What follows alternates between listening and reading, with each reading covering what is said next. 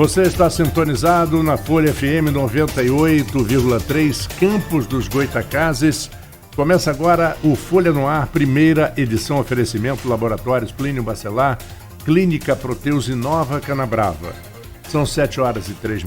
Bom dia a todos, sou Marco Antônio Rodrigues. Hoje é quinta-feira, 18 de julho de 2019. Vamos conferir agora os principais assuntos e manchetes do jornal Folha da Manhã. Antes, a previsão do tempo bom, máxima em 25 graus, mínima de 15, no momento 16 graus no centro de Campos. Polícia Federal fecha a rádio pirata e prende locutor em programa ao vivo. Emissora clandestina funcionava no Parque Aurora e apresentador foi liberado após pagar fiança. Em abrigo noturno, equipe do Centro Pop levou pessoas em situação de rua para passar a noite no CEPOP. Acesso a documentos. CPI vai à sede da Fundecam aprofundar investigações. E como consequência da proposta de liberação do FGTS, o dinheiro na praça, claro que agrada os comerciantes. Muita força de vontade. Simoni e a mãe venderam empadas, receberam doações para conseguir pagar a matrícula da Faculdade de Medicina de Campos. No esporte, Flamengo é eliminado nos pênaltis pelo Atlético Paranaense. Os ouvintes podem nos acompanhar pela página do Facebook, se bem que hoje nós estamos tendo na cidade inteira de Campos um problema seríssimo de internet. Todos os provedores aí trabalhando para recompor a internet. E no Folha no Ar, primeira edição, temos a participação do jornalista Arnaldo Neto, editor-geral da Folha da Manhã. Um bom dia, Arnaldo. Bom dia também para o Elísio, que já está aqui conosco, Elísio Motos, Elísio Rodrigues, né? Meu xará de sobrenome, já está conosco. Daqui a pouquinho, no segundo segmento, vai conversar com a gente. Ele que é secretário de Transporte de São João da Barra. Arnaldo, as manchetes de hoje, nós temos essa história da rádio pirata, que é uma coisa que a gente vem comentando, debatendo, e muitas vezes a Anatel recebe as denúncias, Arnaldo, e a resposta deles é assim: não temos carro para ir, não temos pessoal para verificar, precisa do endereço certo, telefone, CEP, só falta pedir o CNPJ da rádio pirata para atuar. E rádio pirata, cá entre nós, é crime. Cá entre nós não, é claro que é crime, né? Bom dia, claro. Marco Antônio, bom dia, Elísio já aqui com a gente, Vitinho, meu amigo também jornalista aqui com a gente, Beto, como sempre, sobretudo você, ouvinte da Folha FM, está nos acompanhando. Não tem outra palavra para você citar um caso desse. É um crime, a polícia, e uma competência da Polícia Federal atuar junto à Anatel na fiscalização. E o mais estranho de toda essa história é que a própria emissora, né, emite uma nota admitindo que é pirata, que ela pediu a concessão da Anatel, para instalar uma rádio comunitária, ainda não tinha autorização, mas já estava transmitindo a frequência que eu particularmente não conheço. E diz que vai continuar com sua programação nas plataformas digitais, né? Vai continuar normalmente com sua programação nas plataformas digitais, enquanto aguarda aí a liberação, ou não, da Anatel, para que possa transmitir. E nesse movimento, a Polícia Federal chegou no meio de um programa, a emissora que estava transmitindo tem programas polêmicos em relação à política, muito vinculado à política partidária mesmo, claramente tem pessoas ali que são pré-candidatas, a gente que acompanha em grupos de WhatsApp, faz parte de uns 30 grupos de WhatsApp, desses 30, 5 são de futebol, o restante é tudo de política, né? Até grupos de outras emissoras e de outros jornais, sempre com foco em política. E a gente acaba ficando sabendo, não dá pra gente acompanhar, até porque eu fui tentar acompanhar, né? Deus que me perdoe, que não querendo fazer aqui escárnio de ninguém, mas teve um cara que falou que queria fazer um adentro ao comentário do outro, então assim, não dá muito pra dar credibilidade ao que se fala, mas tem audiência, tem quem acompanha, tem gente boa também, tem alguns comentaristas bons nesse time aí, que eu também já vi alguns comentários muito sensatos em relação a... Então tem que ponderar que existe aí os dois. Como também já vi uma discussão que teve um pedaço que viralizou aí, que o pessoal quase saiu no tapa discutindo sobre política. Mas, enfim, a rádio tinha sua estrutura, tem seus canais de comunicação em plataforma digital, mas é crime, não tem outra palavra. Se não fosse crime, não teria pagamento de fiança, não teria para sair da delegacia da Polícia Federal. Agora, eles vão ter que aguardar se eles vão conseguir ou não. Detalhe que o locutor é diretor, né? Aparentemente ele é diretor, né, de uma associação comunitária. Para você abrir uma rádio comunitária, eu já trabalhei em rádio comunitária e sei o papel de importância que a rádio comunitária tem. São João da Barra, por exemplo, tem 3 rádios comunitárias. Uma em São João, que pega ali São João e Atafona, outra em Gruçaí, né, e outra em Barcelos, que é a mais nova das 3. As 3 são na mesma frequência, porque você tem uma limitação de espaço dentro de um perímetro para atuar, como determina as regras da Anatel. Sempre tem briga que um está dizendo que o transmissor do outro está mais potente, que aumentou ali para meio que para barreirar um com o outro. Existe muito isso. Mas as 3 têm eles já liberam documentação para isso. Eles já liberam com a mesma frequência exatamente para controlar essa questão do espaço, alcance, né? De alcance. Agora, Campos é o paraíso da rádio pirata, cá entre nós, né? Eu já consegui sintonizar nos últimos meses mais de 4. E o curioso é o seguinte, são de uma cara de pau total. Eles pegam, por exemplo, vinhetas da famosa Rádio Cidade do Rio de Janeiro, que ainda está no ar, né? Na 102,9, lá no Rio de Janeiro, pertence ao Grupo Jornal do Brasil, e copiaram todas as vinhetas, porque é fácil copiar, copia-se, né? Tem uma Antena 1 que está pertinho da nossa aqui, Antena 1 de São Paulo. Você tem vários exemplos. Tem uma tal de Brazuca. E, sinceramente, eu não conheço as rádios piratas aqui, mas como você mesmo está citando, eu também já ouvi falar de várias delas.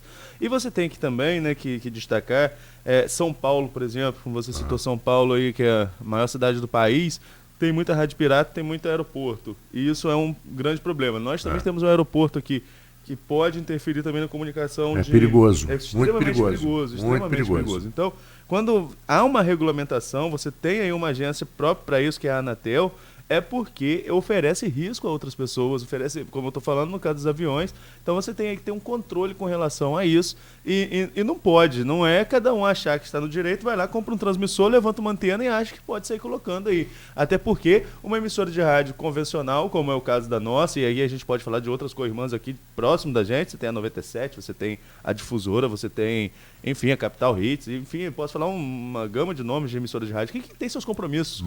A Band, todas elas com têm imposto, funcionário, exatamente. Tem uma série de responsabilidades. Paga imposto da publicidade, recebe, o ECAD. Então, tem uma série de responsabilidades para que uma emissora pirata vai lá, levanta, bota um transmissor e comece a transmitir e acha que está no direito de estar fazendo a voz do povo. Não é bem assim. Né? E o anunciante, ele é coautor do crime. O anunciante que usa a rádio pirata, ele tá pactuando com o crime, né? E, consequentemente, ele pode responder por isso também, claro. Então é bom que saiba.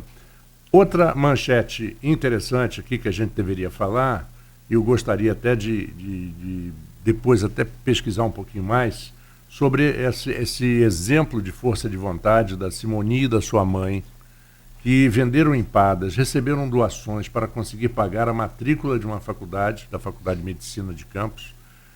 Mas me preocupa porque esse valor são todos os meses. Sim, mas é o que acontece, né? Eu vou ser muito sincero, não foi pauta minha, não foi edição minha, não foi...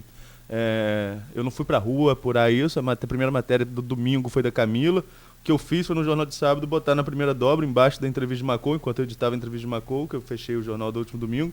Mas quando eu peguei para ler a matéria de ontem foi do Ícaro, quando eu peguei para ler a matéria de ontem, dá uma sensação de orgulho, uma renovada, assim, ser jornalista, né? Porque a última doação foi de um leitor anônimo da Folha, um leitor da Folha, que bonito, que complementou o valor para pagar a matrícula. Faltava, acho que cerca de R$ 1.800, segundo o depoimento da matéria, foi um leitor nosso, muito bonito, que fez essa doação. Isso mexeu muito comigo ontem, na hora de fechar a edição. Mexe assim, com todos, né? Mexe Porque com todos. Deixa a gente vem nessa emocionado. a gente vem nessa batida de jornal que não é uma batida muito fácil, né? E quem já passou em redação sabe disso, quem convive com quem passa por redação sabe disso, que você liga tarde da noite, a pessoa está ali, então você está ali trabalhando e não tem hora para sair, então você vê um trabalho da sua equipe, né? Como eu falei, foi a matéria da Camila, ontem a matéria do Ícaro, repórter fotográfico, um dia foi Genilson que foi lá, outro dia Genilson Peçanha, outro dia foi o Isaías.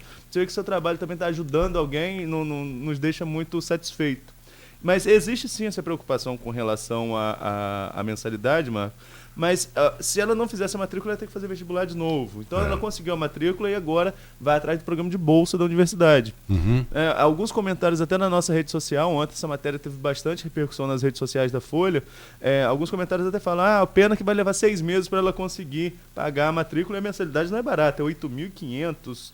Na matéria tem um valor, vou só pegar aqui rapidinho, mas é cerca de 8.500 reais. E eu posso garantir a você que não é nem perto das faculdades de medicina mais caras do Brasil, hein? Nem perto. É um valor, não, 8.155,39. Mas para a realidade nossa, numa economia que está engatinhando ainda, tentando buscar uma recuperação, e isso no cenário nacional, e aqui não é muito diferente, até porque Campos é muito dependente do setor de petróleo. Nessa economia nacional você não tem muito espaço, o desemprego é grande, ainda está na casa de 3 milhões no país, e você tem aí um compromisso de 8 mil por mês, não é fácil, né? Como não foi para conseguir o dinheiro da matrícula, não vai ser para pagar a mensalidade. Mas a gente torce que a Faculdade de Medicina, que foi, falo aqui tranquilamente, alvo aí também de denúncias com relação a bolsas, né, dizendo que pessoas que não precisavam teriam recebido bolsas. Acho que eles têm que, isso aí é um caso que eles têm que esclarecer, e não estou aqui fazendo juízo de valor com relação a isso, mas a gente vê um caso desse aí, tomara que tenha celeridade dentro dos parâmetros legais para que uma moça como essa, com toda essa força de vontade, todo esse empenho, possa concluir seu curso. E tomara que ela também, quando profissional, possa ser uma profissional diferenciada na área de saúde. Exato, né? Porque a gente precisa muito disso. E que reconheça também o que fizeram por ela. Que é muito importante você, na vida, dar de volta. O melhor exemplo foi esse que contribuiu anônimo. Né? Essa é uma contribuição verdadeira. Né? Porque tem muita gente que contribui em troca da publicidade, né? Que aparece no jornal, contribuir, tira uma foto dando cheque. Esse não quis dar nome. Um exemplo melhor do que esse, ou tão bom quanto esse, foi depois da morte do Ayrton Senna, que se descobriu que ele ajudava anonimamente vários hospitais, inclusive um deles, o Alan Prost, assumiu o que eles chamam de sponsorship, não assumiu após a morte do Senna. Sim. E até hoje ele contribui nesse hospital. Isso é o verdadeiro, a pessoa que verdadeiramente quer ajudar. Certamente. Bom, mais uma matéria aqui rapidamente, do Flamengo, acho melhor a gente não pode falar, vamos falar logo, fala logo, já sofremos a noite ontem, a gente fala logo, porque vamos ser sinceros também, né? Você estava falando aqui, é pura verdade, um time que, com o investimento que o Flamengo fez, um time com jogadores do nível que o Flamengo tem, perder 3 pênaltis numa decisão, chegar aos pênaltis jogando com quase 70 mil pessoas em casa já foi um absurdo, né? Agora, perder 3 pênaltis numa decisão é extremamente complicado. E digo mais, Diego, capitão do time, primeira cobrança, vai lá dar recua aquela bola pro goleiro, desestabiliza qualquer equipe. O primeiro batedor, ele tem um peso muito forte, porque se ele perde, desestabiliza o grupo, quanto mais sendo o capitão da equipe, né? Então foi realmente, nos pênaltis, o Flamengo mereceu ser eliminado. Eu acho que no jogo, eu não pude assistir o jogo todo, e já falei isso aqui várias vezes, você fica meio picotado, né? Eu fico de lado pra televisão, toda hora para um pouco, olha, volto pro computador, mas eu acho que, sobretudo na primeira metade do primeiro tempo, o Flamengo foi extremamente superior, como pelo elenco que pelo tem. Que eu li o comentário até do Márcio Guedes, comentarista de esporte, meu amigo, anos na ESPN, ele falou que os primeiros 25 minutos do Flamengo foram brilhantes. Foi uma atuação, só que não converteu em gol. O futebol precisa de gol, precisa, né? Precisa de gol, não adianta. No segundo, agora é bom destacar também, se o Flamengo teve essa superioridade na primeira etapa, na metade final do segundo tempo, o Atlético Paranaense teve chance de virar o jogo também. Então teve chance de acabar no tempo normal dos dois lados. Só que foi um gol para cada lado, resultado igual o da Arena da Baixada, foi para disputa de pênaltis, o Flamengo perde 3 cobranças, né? E 3 cobranças caras, né? Diego, uma contratação cara, Vitinho, uma contratação caríssima também, e Everton Ribeiro, 3 contratações de peso, de reforço no elenco do Flamengo, que já estão no clube desde o ano passado. Vão lá, os 3 perdem o pênalti. Aí fica... eu vi recentemente, Arnaldo, é bom falar nisso, eu vi recentemente uma entrevista do Joel Santana, que é sempre uma figuraça, né? Joel Santana é uma das entrevistas mais engraçadas que você pode ouvir, né? Sobretudo se for em inglês, né? Se for em inglês, então, você passa mal de rir. Mas o Joel é muito sincero, muito verdadeiro nas colocações dele. Aí perguntaram a ele se jogador derruba técnico. Aí ele falou, isso é a coisa mais comum no futebol brasileiro. No Mundial nem tanto, mas no brasileiro é demais. Me lembro de um ex-jogador, não vou citar o nome, meu chapa, meu companheiro também de trabalho, foi do Sport TV, jogando no Corinthians para derrubar intencionalmente. Ele admitiu isso após já ter abandonado o futebol, admitiu isso numa roda de amigos, que fez de propósito, chutou um pênalti para fora para derrubar o Daniel Passarella, que era o técnico argentino do Corinthians. Ele chutou um pênalti para fora e o Corinthians foi desclassificado. E o Diego tem um passado negro. Diego e mais 4 jogadores numa seleção, numa competição sub-20, cujo técnico era o Ricardo Gomes. Ricardo Gomes, que foi zagueiro do Fluminense, foi jogador da seleção brasileira, técnico do Vasco, teve aquele AVC, aquela coisa toda, do Botafogo. E claramente derrubaram o Diego, o Robinho e outros jogadores que eram da turminha do Santos, que estavam na seleção. Aquilo até hoje não está bem explicado, né? Eu acho que a competição foi no Peru ou no Chile, uma coisa dessa. E eu perdi um pouco o elo da memória aí nessa história, mas sim, a competição era sub-20 e estavam esses 4 do Santos e o Diego chutou também um pênalti para fora. O Diego tem um passado aí que tem que ter cuidado. Diego que ele já está no final de carreira tem também. Isso também, está no final de carreira. E ele tem uma tranquilidade para ser o capitão do Flamengo e dar uma entrevista depois da eliminação. Ele fala numa calma, né? Porque é uma pressão. Quase 70 mil pessoas no Maracanã. Silenciou o Maracanã por um tempo, mas eles foram vaiados na hora que foram agradecer o apoio da torcida. O emocional sai abalado. Ele não, ele fala numa calma, como se nada tivesse acontecido. Eu acho muito estranho. Eu acho que é uma postura de liderança, de tentar apaziguar a situação, mas também, por outro lado, é muito estranho. É muito frio para ser capitão de um clube como o Flamengo. Eu acho que o Flamengo... eu tive a oportunidade de conversar com o Eduardo Bandeira de Melo quando ele foi candidato a deputado, agora em 2018, né, e ele falava sobre o trabalho que foi feito nas finanças do clube para erguer o nome do Flamengo, que é uma marca caríssima, mas vivia afundada em dívidas. Há quantos anos que a gente viu o Flamengo aí só estampando no noticiário que devia isso, devia aquilo e não conseguia contratar ninguém, conseguiu um título aos trancos e barrancos em 2009, lá no Brasileiro, foi o último título de grande expressão há 10 anos, que o Flamengo teve 2013, 2009, foi 2013 a Copa do Brasil também, mas esbarra sempre nas oitavas da Libertadores. Espero que não seja assim agora, né? Tem time para ir mais longe, mas quando chega na Copa do Brasil, é uma competição muito menor agora, cai para o Atlético Paranaense. Eduardo falava que a torcida não tinha paciência, porque no período dele precisou arrumar a casa e isso atingiu o futebol, né? Você perdeu um pouco de desempenho no futebol. Agora, o Landim, Rodolfo, né, Landim, o presidente, né? O Rodolfo Landim pegou uma casa muito bem arrumada, teve esse incidente, ou acidente mesmo, do Ninho do Urubu, né? Inclusive o Ministério Público retornou o inquérito por falta de provas, a polícia vai ter que investigar de novo essa questão, mas precisa investigar, tem que haver uma apuração, tem que haver punição aos culpados, como tem que ter esse apoio aos familiares das vítimas, essas vidas que foram interrompidas nesse acidente do Ninho do Urubu. Mas no futebol em si, o Rodolfo Landim pegou um clube cheio de dinheiro, pegou um clube muito bem estruturado financeiramente. O que falta agora é dar resultado. E se não der resultado com a torcida do tamanho que é, responsável por 8 dos 10 maiores públicos no ano nos estádios do Brasil. Quase 70 mil pessoas ontem, 69.800, pelo que eu vi no Jornal da Globo quando cheguei a casa ainda ontem. Né, a gente chega e quer esquecer do futebol, mas liga a televisão, tá passando lá no Jornal da Globo os gols da rodada. Mas quase 70 mil pessoas.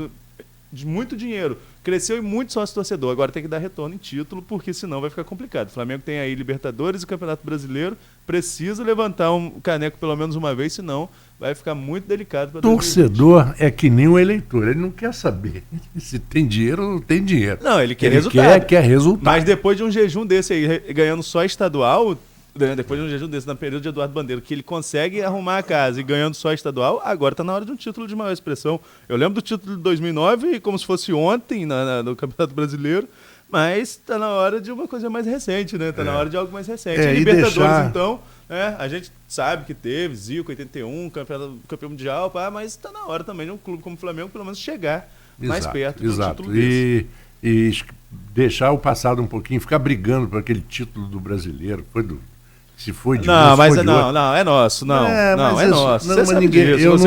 Você como locutor esportivo sabe muito bem que todo mundo assinou ali para jogar. Eu concordo plenamente, só acho que é uma perda de tempo ficar discutindo. Não, pode ser, mas como também é uma perda de tempo, São Paulo que assinou lá atrás, o São Vasco, o senhor Eurico Miranda, que foi um presidente do Vasco muito importante, mas muito controverso também, todo mundo assinou no Clube dos 13 que o título que ia valer era que o Flamengo com a final foi Flamengo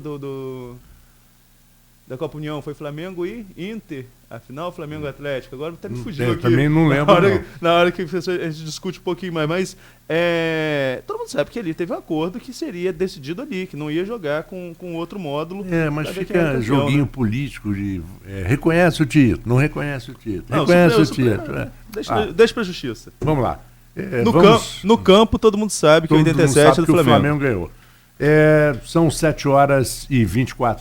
Vamos a um pequeno intervalo e já voltaremos com o Folha no Ar, primeira edição. A Proteus, moderna empresa especializada em medicina e segurança do